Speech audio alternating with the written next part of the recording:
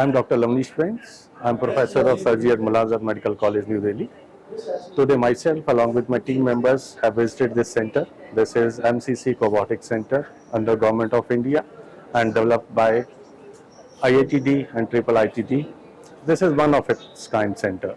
This is a wonderful setup where you have all kind of simulations from mid fidelity to high fidelity. We are very impressed by their setup. What I have a couple of suggestions that they have already developed high fidelity models. The suggestion is that in case they can tie up with medical colleges and start bringing in students and postgraduates, so they can all learn out various clinical scenarios.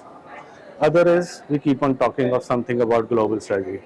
My suggestion would be, in case they are also working in some kind of a rural surgeons and global surgery, so they could develop some low fidelity model which could be used in widespread places, also in India and abroad.